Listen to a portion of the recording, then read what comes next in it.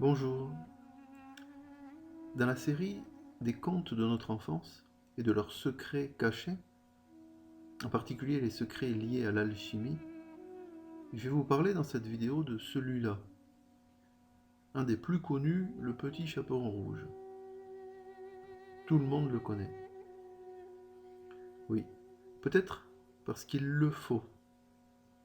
Il faut le connaître pour garder et transmettre quelque chose que nous ne connaissons pas, mais qui est gravé et caché, bien caché dans le texte, comme un précieux bijou d'un ancêtre qui possède des pouvoirs magiques, mais que l'on ne sait pas utiliser. Pas encore, pas pour l'instant. Mais qu'un jour, on saura, quand on aura la clé. Mais comme la souris verte, on doit l'apprendre ce conte et le transmettre pour qu'il reste gravé à jamais dans le marbre. D'ailleurs, à la fin de ma vidéo, je vous montrerai précisément que effectivement c'est gravé dans le marbre au sens propre du terme. Mais suspense, je vous laisse déjà découvrir notamment tous ces trésors de ce joli conte avant le bouquet final. Alors, comme pour les autres contes, il y a eu de nombreuses versions du Petit Chaperon Rouge, des très anciennes, jusqu'à celle de Disney, la plus récente. Elles s'étendent sur plus de 500 ans, et même sûrement beaucoup plus, comme je vous le montrerai à la fin. Alors bien sûr, avec toutes ces versions, il y a eu des choses un peu différentes, des variantes.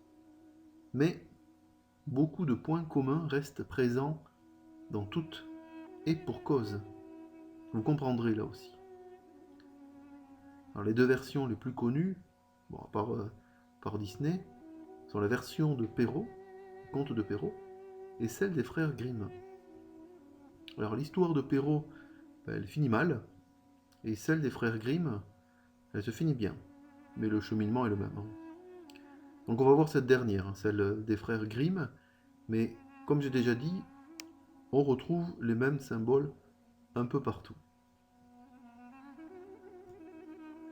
Et encore une fois, si vous voulez vraiment bien apprécier et découvrir tous les codes cachés dans tous les contes de notre enfance, tous, oui, la première chose à faire, ou plutôt à ne pas faire, ou à oublier, c'est Disney. Ils ont voulu adapter à leur sauce ces belles histoires pour masquer complètement les secrets, les trésors qui vont à l'encontre du monde d'aujourd'hui. Ce monde religieux, capitaliste, médiatique, qui nous gouverne encore notre société comme une dictature. C'est l'esclavage moderne dont Disney fait partie et profite grassement au détriment de la vraie culture et de la vérité, la vraie vérité. Mais bon, ne nous égarons pas, restons sur notre chemin, sinon le loup nous mangera. Suivez-moi, écoutez-moi, on va y aller crescendo. Et je vous parie qu'à la fin, vous ne verrez plus ce conte comme avant. Allez, donc commençons. Je vais vous lire le texte par petits bouts et je vais vous montrer chaque fois tout ce qu'on peut y trouver. Il était une fois une petite fille que tout le monde aimait bien, surtout sa grand-mère. Elle ne savait qu'entreprendre pour lui faire plaisir. Un jour, elle lui offrit un petit bonnet de velours rouge qui lui allait si bien qu'elle ne voulut plus en porter d'autre. Du coup, on l'appela le petit chaperon rouge. Voilà, donc là c'est le début, partout, c'est le même. On entre directement dans le sujet, mais bon, a priori rien de particulier. Une petite fille qui plaît à sa grand-mère et qui lui a offert un bonnet rouge. Et du coup on l'appelle le petit chaperon rouge. Bon, rien de particulier, vraiment. Alors commençons à regarder de plus près, à entrer dans la crypte pour y décrypter tout cela. Une fille et sa grand-mère. 3 générations en comptant la mère, qui va arriver juste après dans l'histoire. 3. Le nombre 3 qui marque bien l'évolution, le début, depuis la petite fille jusqu'à la grand-mère. Bon, ok, mais vous allez voir, on va y revenir plus tard. Cette grand-mère, elle offre quoi à sa petite fille?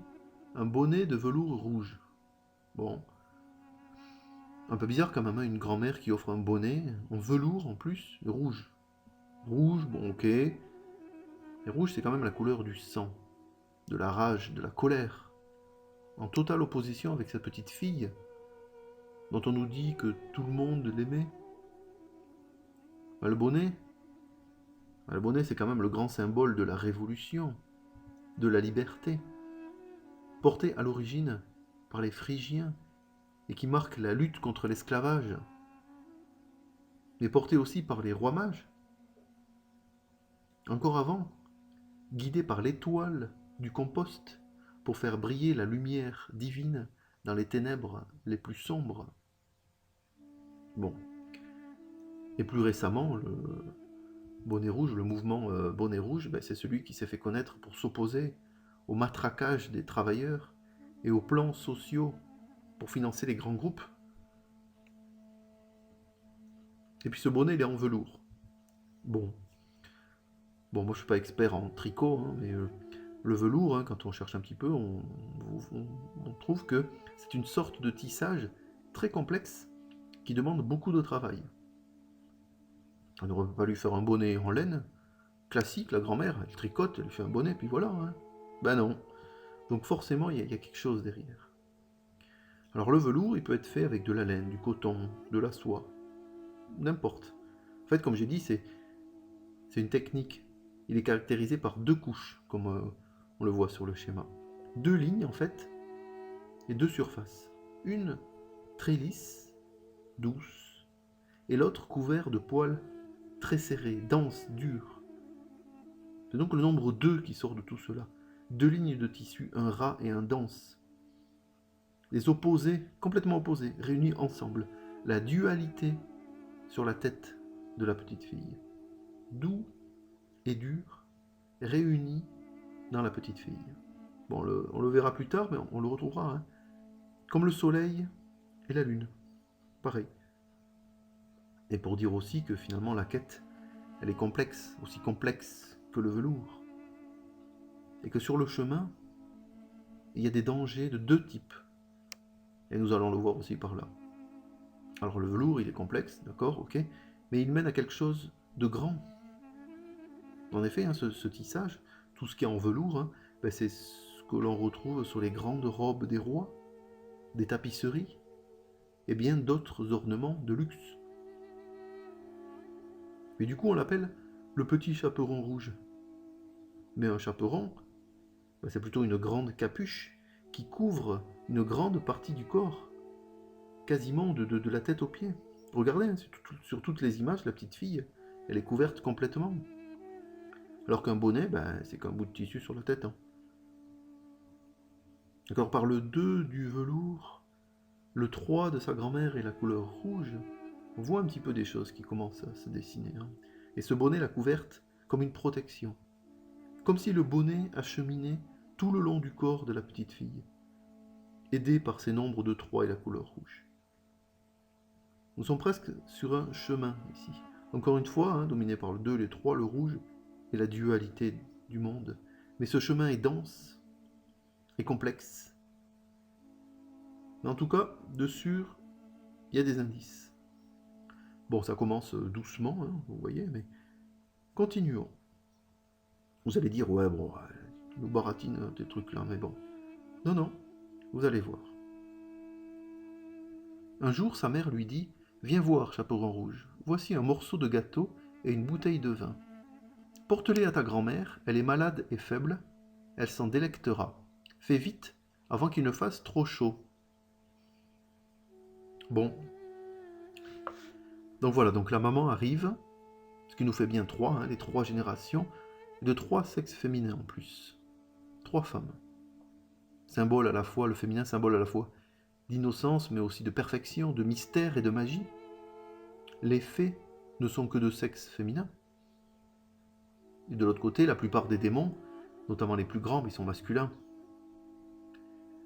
Donc la grand-mère est faible et malade, d'accord, Et pour la soigner, la mère, elle veut envoyer sa petite fille avec un morceau de gâteau et une bouteille de vin. Bizarre, non?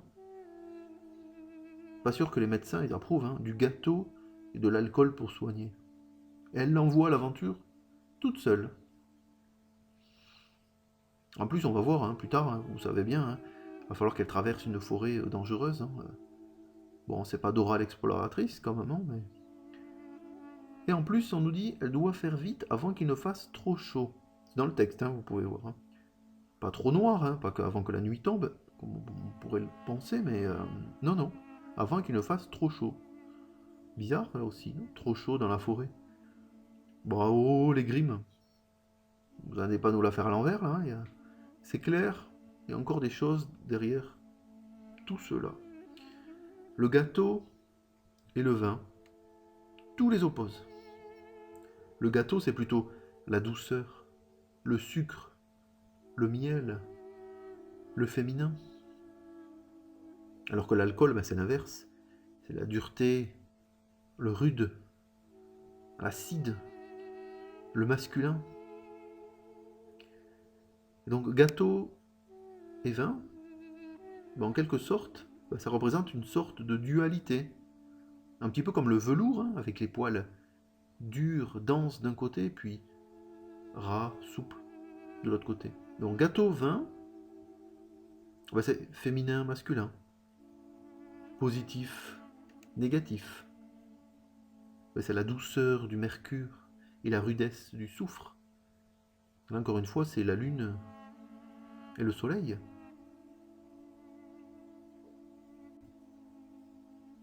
Nous sommes ici donc dans une phase de séparation, mercure et soufre, et sur le chemin pour soigner la grand-mère, de purification donc. Noir comme la matière à soigner, c'est la grand-mère. C'est aussi la forêt sombre à traverser. Et blanc, c'est la pureté de la petite fille, l'innocence. Et rouge, c'est la marque de son bonnet qui la couvre pour l'aider à finaliser son œuvre. Elle ressemble, là, sur ce point-là, ça ressemble quand même beaucoup à Blanche-Neige aussi. Hein. Il y a même la maison au fond de la forêt, on verra plus tard, hein. La maison de la grand-mère qui ressemble quand même à la maison des sept nains. Ou le village des Schtroumpfs, caché au milieu de la forêt, là aussi. Donc noir, blanc, rouge. Les trois couleurs sont donc bien présentes, partout. Les trois étapes. Pas de hasard. En plus, il nous dit bien comment faire, hein. Séparation. Première étape, la petite fille quitte sa mère. Pour une œuvre importante, on est bien dans la séparation. Hein. Puis purification. Le mercure et le soufre, purifiés par la petite fille, peut soigner la matière et donc la transmuter. C'est la traversée de la forêt qui va purifier ces éléments. Ainsi que les combats qui lui sont associés qu'elle devra affronter. Et la troisième étape, ce sera bien sûr la coagulation, qui réunira les deux matières purifiées, donc le gâteau et l'alcool, qui seront purifiés sur ce chemin en franchissant ces étapes, ensemble pour guérir la grand-mère.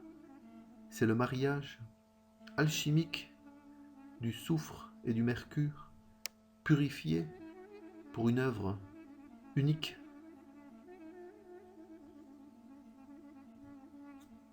C'est le Solve et Coagula du Baphomet, inscrit sur ses avant-bras. Ce grand démon qui porte en lui le masculin et le féminin, directement, visuellement, matériellement, le soleil et la lune, la dualité, et donc le nombre 3, la vie et la mort, pareil. Alors ce grand démon, hein, si rejeté, ne serait-il pas plutôt un signe, un code, qui nous expliquerait là aussi des choses, des secrets cachés et sacrés, mais repoussés et balayés par la religion, par peur de la dominer ou de lui montrer ses erreurs? Peut-être. Bon, passons. Donc là, si on vous avait dit que le petit chaperon rouge avait des liens avec ce grand démon, ou avec le grand Schtroumpf, qui a le même bonnet, bref, Au passage, allez voir ma vidéo sur les Schtroumpfs, hein, où je vous décrypte aussi tous ces secrets cachés derrière. Il y a de nombreux liens là aussi, comme le conte de Blanche-Neige et les 7 nains. Et le point commun, c'est la quête alchimique, initiatique, mais matérielle et spirituelle, pour l'œuvre, le Graal. Continuons. Mais avant, posons-nous sur un petit détail qui est resté inaperçu et qui est donné par la mère de la petite fille. Quand elle lui a donné le gâteau puis le vin, elle lui a dit « Fais vite avant qu'il ne fasse trop chaud ». On se dit, hein, comme je l'ai dit, hein, c'est bizarre. Mais bon, là, pour les adeptes de la science d'Hermest, les alchimistes, c'est clair. Il nous dit assez nettement comment procéder. Pratiquement. Pas trop chaud. C'est donc à l'aide d'un feu que la quête s'effectue. Et c'est sur ce feu que se fait la purification après la séparation. Pas trop chaud pour ne pas tuer la matière, mais suffisamment quand même pour la maîtriser. C'est exactement comme Saint-Michel qui combat le dragon. Il le maîtrise, mais il ne le tue pas. Il le terrasse. L'Athanor des alchimistes. Pour purifier la matière, le caput mortum, le lion vert, le phénix, l'oiseau du feu. Tout est clair, et tout s'éclaire. On voyait déjà, donc à partir de ces quelques lignes, tous ces trésors qu'il s'en dégage. Ces choses a priori bien étranges, eh ben non, rien n'est étrange, tout est codé, tout est symbole. Tout est symbole pour le symbole. Alors continuons. Et quand tu seras en chemin, sois bien sage et ne t'écarte pas de la route. Sinon tu casserais la bouteille et ta grand-mère n'aurait plus rien. Et quand tu arriveras chez elle, n'oublie pas de dire bonjour et ne va pas fureter dans tous les coins. Je ferai tout comme il faut, dit le petit chaperon rouge à sa mère. Et la fillette lui dit au revoir. Donc voilà, ici, après les clés divulguées précédemment, quelques bons conseils maintenant sur cette quête. Sagesse, patience, humilité. Suis le chemin, la voie que tu as choisie. Ne t'en écarte pas dans ton travail et garde le cap. Et donc là, on retrouve parfaitement l'adage de l'alchimiste Nicolas Valois, célèbre alchimiste, auteur de La clé du secret des secrets, et qui nous dit la patience est l'échelle des philosophes et l'humilité la porte de leur jardin. Et comme l'est mentionné aussi dans la table d'émeraude d'Hermès Trismégiste, avec grande industrie. Quelques petits conseils. Alors bien sûr, la petite fille, elle accepte, hein, comme tout le monde, hein, quand on a un objectif, mais le tiendra-t-elle? Bon, ok, hein, vous connaissez l'histoire, mais continuons encore. La grand-mère habitait loin, au milieu de la forêt, à une demi-heure du village. Lorsque le petit chaperon rouge arriva dans les bois, il rencontra le loup. Mais il ne savait pas que c'était une vilaine bête, et ne le craignait point. « Bonjour, chaperon rouge, dit le loup. « Bonjour, loup, dit le chaperon rouge. Où donc vas-tu si tôt, chaperon rouge ? Chez ma grand-mère. Que portes-tu dans ton panier ? Du gâteau et du vin. Hier nous avons fait de la pâtisserie, et ça fera du bien à ma grand-mère, ça la fortifiera. Où habite donc ta grand-mère, chaperon rouge ? Oh, à un bon quart d'heure d'ici, dans la forêt. Sa maison se trouve sous les 3 gros chênes, et dessous il y a une haie de noisetiers. Tu sais bien, dit le petit chaperon rouge. Le loup se dit, voilà un mets bien jeune et bien tendre, un vrai régal. Il sera encore bien meilleur que la vieille. Il faut que je m'y prenne adroitement pour les attraper toutes les deux. Il l'accompagna au bout du chemin et dit, Chaperon rouge, vois ces belles fleurs autour de nous. Pourquoi ne les regardes-tu pas ? J'ai l'impression que tu n'écoutes même pas comme les oiseaux chantent joliment. Tu marches comme si tu allais à l'école alors que tout est si beau ici dans la forêt. Donc voilà, donc là on est au cœur du conte.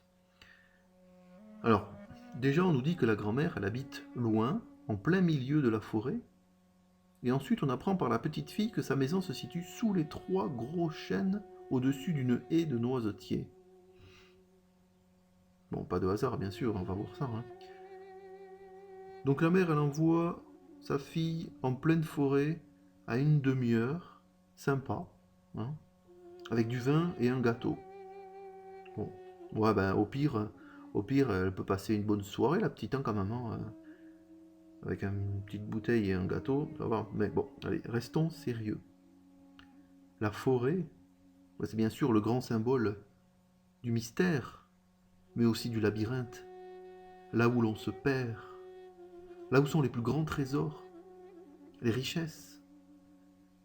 La forêt, c'est aussi une sorte de matrice, et la maison de la grand-mère en est le centre, là où sont les trésors, ce qui est dit dans l'histoire. Ben, c'est comme la fève dans la galette lors de l'épiphanie, hein, allez voir hein, mes vidéos. Et c'est bien sûr aussi le poisson alchimique qui nage dans l'eau mercuriale. Donc on est dans le deuxième œuvre alchimique, c'est la quête de la chose double, le rebis, le germe de la pierre. Une fois les matières en main, le gâteau et le vin, le soufre et le mercure, il faut les purifier et les réunir au centre pour les marier. C'est le combat du lion et des aigles qui donnera naissance à l'œuf philosophal. Donc ensuite, on nous parle des 3 gros chênes. Alors le chêne, c'est le symbole de la puissance, de la force, de la longévité, comme la longévité de la grand-mère, mais aussi, plus que la longévité, c'est l'immortalité. Et bien là, c'est une des facettes de la pierre philosophale, la quête alchimique. C'est la source de jouvence de cette quête. Et pourquoi 3 ? Pourquoi 3 chênes ? Les 3 phases de l'œuvre, encore une fois, hein, comme les 3 couleurs. Encore un indice là aussi, qui nous dit 3. Aide-toi du nombre 3. Le 3, il sera partout dans ta quête. Et cette haie de noisetiers, regardez sur internet, hein, partout, moi j'invente rien. Le noisetier, c'est le symbole de la sagesse, mais aussi d'un secret caché et difficile d'accès. Les baguettes de sourcier, par exemple, sont en noisetier. Et c'est avec ces baguettes de noisetier qui cherchent les sources d'eau, leurs trésors, leur but ultime. Mais comme les baguettes des druides, des bardes, elles sont en noisetier. Rien d'autre. Un secret est donc bien caché et renferme un trésor immense, comme cette haie de noisetier qui le protège et lui indique son lieu. D'ailleurs, dans la mythologie celte, le noisetier, c'est le gardien de la source des sciences. Donc bref, cette maison n'est pas une maison comme les autres. Et sur le chemin de cette maison, il y a des obstacles et des épreuves à franchir. Le loup, déjà, le voilà, symbole de la matière, comme la grand-mère, mais non purifié. Il ressemble donc à un guide, mais encore une fois, non purifié, il mène à l'échec et peut tromper l'adepte. Il essaie de dévier la petite fille de son chemin par des artifices divers. C'est clairement ici la situation où la mise en garde de la mère n'a pas été respectée. La matière non purifiée doit être maîtrisée. Et ici, on va voir ce qui peut se passer dans le sens inverse. Par l'apparence, il va essayer de tromper la petite fille en la déviant, en lui faisant ramasser des petites fleurs, visuellement très belles. Donc on est donc dans la quête alchimique où l'auteur nous met en garde. Dans le deuxième œuvre, c'est le combat du lion et des aigles, comme on a dit, mais ce qui se passe ici, le petit chaperon rouge va affronter le loup. Alors suivons-les. Le petit chaperon rouge ouvrit les yeux, et lorsqu'elle vit comment les rayons du soleil dansaient de ci, de là, à travers les arbres, et combien tout était plein de fleurs, elle pensa si j'apportais à ma grand-mère un beau bouquet de fleurs, ça lui ferait bien plaisir. Il est encore si tôt que j'arriverai bien à l'heure. Elle quitta le chemin, pénétra dans le bois et cueillit des fleurs. Et chaque fois qu'elle en avait cueilli une, elle se disait « Plus loin, j'en vois une encore plus belle. » Et elle y allait et s'enfonçait toujours plus profondément dans la forêt. Le loup, lui, courait tout droit vers la maison de la grand-mère. il frappe à la porte. « Qui est là ?»« C'est le petit chaperon rouge qui t'apporte du gâteau et du vin. »« Tire la chevillette, dit la grand-mère. Je suis trop faible et ne peux me lever. » Le loup tire la chevillette. La porte s'ouvrit et sans dire un mot, il s'approche du lit de la grand-mère et l'avale. Il enfile ses habits, met sa coiffe, se couche dans son lit et tire les rideaux. Bon, d'un côté, on a la petite fille qui sort du chemin attirée par les belles fleurs, hein, comme on l'a dit. Là, c'est clair, le message est donné. Ne pas se fier aux apparences. L'apparence n'est qu'une apparence. Le combat du lion et des aigles est en cours. La petite fille ne prend pas l'avantage, mais l'auteur nous aide bien. Et pendant ce temps, que fait le loup, la matière non purifiée? Il avale la grand-mère. Le poisson alchimique se noie dans l'eau mercuriale. La fève de la galette tombe dans la frangipane. On est tous perdus dans le labyrinthe, comme Thésée qui peine à trouver le Minotaure. Oui, tout ça c'est la même chose. La quête de l'œuvre unique, l'œuvre ultime, le Graal. Le combat du fixe et du volatile pour le rebis. Le germe de la pierre en pleine phase de purification. Mais le combat n'est pas fini. Pendant ce temps-là, le petit chaperon rouge avait fait la chasse aux fleurs. Lorsque la fillette en eut tant qu'elle pouvait à peine les porter, elle se souvint soudain de sa grand-mère et reprit la route pour se rendre auprès d'elle. Elle fut très étonnée de voir la porte ouverte. Et lorsqu'elle entra dans la chambre, cela lui sembla si curieux qu'elle se dit « Mon Dieu, comme je suis craintive aujourd'hui !» Et cependant, d'habitude, je suis si contente d'être auprès de ma grand-mère. Elle s'écria « Bonjour !» mais nulle réponse. Elle s'approcha du lit et tira les rideaux. La grand-mère y était couchée, sa coiffe tirée très bas sur son visage. Elle avait l'air bizarre.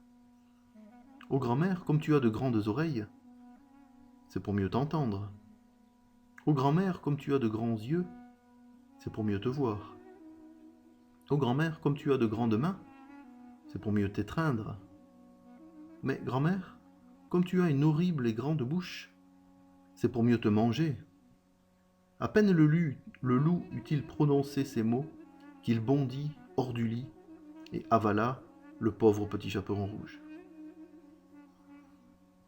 Voilà, donc un sursaut de lucidité s'empare de la fillette. Le lion ne se laisse plus abattre par les aigles et réagit. Le combat reprend.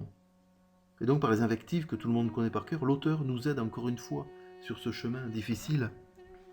Que tu as de grandes oreilles, de grands yeux, de grandes mains, c'est bien sûr qu'il faut s'aider de ses sens dans sa quête. Il faut écouter la matière en fusion, la regarder, et l'aider en manipulant le feu, comme il faut, doucement, avec grande industrie. Et comme l'a si bien précisé la mère, avant qu'il ne fasse trop chaud. Mais encore une fois, sans prendre en compte ces indices et ces conseils, ce sont d'autres sens qui peuvent nous trahir. La bouche, bien sûr. Et comme l'horrible et grande bouche, c'est pour mieux te manger. Donc on aurait tendance à dire, ne fais confiance qu'à toi et à personne. Ne te laisse pas berner par les belles paroles. Ben oui, c'est bien cela. Pour gagner le combat du deuxième œuvre, on a déjà dit, ne te fie pas aux apparences. Et là c'est bien, ne te fie pas aux belles paroles et fais confiance à tes sens. Le message est clair. C'est une interaction entre la matière et l'adepte. Et là encore, une mauvaise manip, et cela peut mener à la fin de la quête. Donc on est bien dans le cheminement aussi, non seulement matériel, mais personnel. Parce que la quête de la pierre philosophale est aussi spirituelle. Nul ne peut transmuter s'il ne s'est transmuté lui-même. L'esprit et la matière, même combat. Ce qui est en bas est comme ce qui est en haut, et ce qui est en haut est comme ce qui est en bas, pour faire les miracles d'une seule chose, d'une chose unique. Alors continuons. Lorsque le loup eut apaisé sa faim, il se recoucha, s'endormit et commença à ronfler bruyamment. Un chasseur passait justement devant la maison. Il se dit « Comme cette vieille femme ronfle, il faut que je voie si elle a besoin de quelque chose. Il entre dans la chambre, et quand il arrive devant le lit, il voit que c'est un loup qui est couché. « Ah, c'est toi, bandit, dit-il. Voilà bien longtemps que je te cherche. » Il se prépare à faire feu lorsque tout à coup l'idée lui vient que le loup pourrait bien avoir avalé la grand-mère, et qu'il serait peut-être encore possible de la sauver. Il ne tire pas, mais prend des ciseaux et commence à ouvrir le ventre du loup endormi. À peine avait-il donné quelques coups de ciseaux qu'il aperçoit le chaperon rouge. Quelques coups encore, et la voilà qui sort du loup et dit « Ah, comme j'ai eu peur, comme il faisait sombre dans le ventre du loup !» Et voilà que la grand-mère sort à son tour, pouvant à peine respirer. Le petit chaperon rouge se hâta de chercher de grosses pierres. Ils en remplissent le ventre du loup, et lorsque celui-ci se réveilla et voulut s'enfuir, mais les pierres étaient si lourdes qu'il s'écrasa par terre et mourut. Donc alors là, surgissent les divergences entre les versions. Dans le conte des frères Grimm, donc celui-là, donc le chasseur arrive, qui va délivrer le petit chaperon rouge et la grand-mère, pour que l'histoire se finisse bien. Et pour tuer définitivement le loup, il lui met une pierre dans le ventre à la place de la petite fille de la grand-mère. Tout cela symbolise à la fois la matière non purifiée qui est morte, le loup, et la matière qui est purifiée, la grand-mère, soignée par le gâteau et le vin. Dans le conte de Perrault, tout s'arrête quand le loup a mangé la grand-mère et le petit chaperon rouge.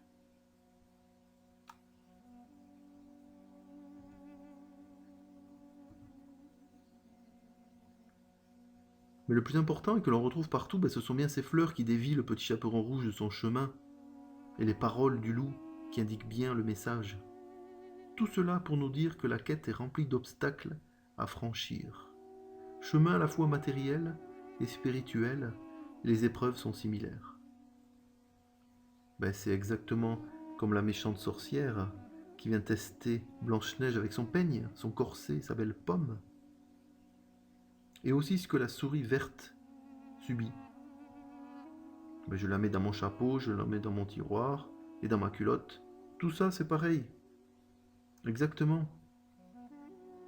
Le corbeau et le renard, au clair de la lune, les schtroumpfs, les messages sont les mêmes. Et plus que des messages, ce sont des mets-sages.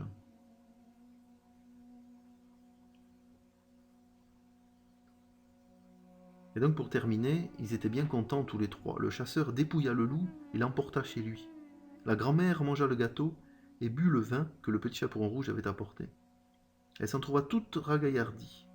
Le petit chaperon rouge cependant pensait « Je ne quitterai plus jamais mon chemin pour aller me promener dans la forêt, car ma maman me l'aura interdit. »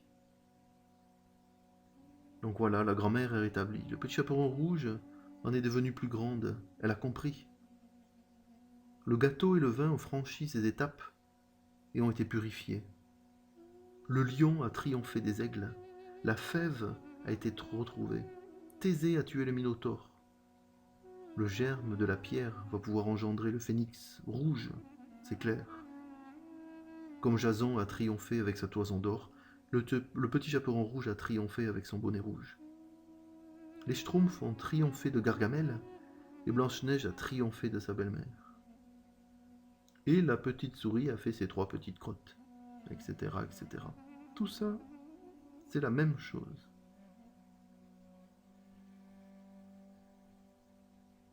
Alors vous voyez, au travers de ce petit conte, malgré les diverses versions, on y découvre un véritable trésor. Toute la quête alchimique y est présente et décrite avec non seulement des indices, mais des conseils quand on y lit au-delà des lignes. Les 3 étapes. Séparation. La petite fille quitte la maison avec les 2 matières. C'est la séparation de la matière, du soufre et du mercure. Purification. Traverser la forêt et franchir les obstacles et triompher des épreuves qui s'y trouvent. Donc c'est bien le combat du lion et des aigles, la purification du soufre et du mercure de chaque côté, et coagulation pour soigner et guérir la matière, pour le rendre immortel. C'est la réunification donc de ces 2 matières purifiées pour former la matière immortelle. et les trois couleurs, noir comme le loup et la grand-mère, blanc comme la pureté de la petite fille, et rouge comme son bonnet et son nom. Et les conseils et indices, hein, ne pas se fier aux apparences, ni aux belles paroles, ne pas dévier du chemin, ne pas avoir d'autres objectifs, humilité, patience, sagesse, pour la quête de la connaissance ultime et pour l'immortalité matérielle et spirituelle. Allez, pour celles et ceux qui ne sont toujours pas convaincus, comme promis, je vous emmène, pour terminer, à Bourges. Je n'y suis jamais allé, hein. J'aimerais bien découvrir, ça doit être sympa. Cette ville est surnommée la capitale de l'alchimie. En effet, depuis les Templiers jusqu'à encore aujourd'hui, des gens divers ont étudié et pratiqué cette science, de tous les temps. Allez voir sur Internet, hein, il y a de nombreux livres aussi, il y a des tas de choses. Bourges, alchimie, c'est direct. Alors, déjà Bourges, comme on le voit sur la carte, c'est quasiment au centre de la France. C'est difficile de faire quand même mieux. On peut toujours trouver, mais là, c'est quand même au centre de la France. Comme la maison au centre de la forêt. Bon, je ne vais pas vous refaire la liste, hein, vous voyez quand même. Hein. Et ces livres nous parlent de l'hôtel L'Allemand, notamment, où sont gravés de nombreux textes des figures alchimiques. Mais il y a aussi un illustre personnage dans cette ville, que vous connaissez peut-être, Jacques Coeur, qui a vécu à Bourges et qui s'est immensément enrichi d'une telle manière, très rapidement, que le roi, même à l'époque, en était jaloux. Alors il y a eu des tas d'histoires, ouais. Et ce Jacques Coeur est né vers les années 1400, donc à Bourges, et a fait bâtir un palais, encore quasiment intact, hein. Le palais Jacques Coeur, où on peut voir de très nombreuses gravures. De très nombreuses gravures, et notamment celle-ci, l'image tout en bas. Et que retrouve-t-on sur cette gravure? Une petite fille avec un bonnet qui porte une sorte de panier rempli avec d'un côté une petite maison, une maisonnette, et de l'autre un animal qui ressemble fortement à un loup avec ses oreilles. Et tout cela dans une sorte de forêt caractérisée par ces trois branches d'arbres qui ressemblent quand même fortement à trois chênes. On est au début des années 1400, hein. Et il semblerait quand même assez bien que l'on ait une belle représentation de notre petit conte, n'est-ce pas? À vous de voir. C'était le cadeau de la fin.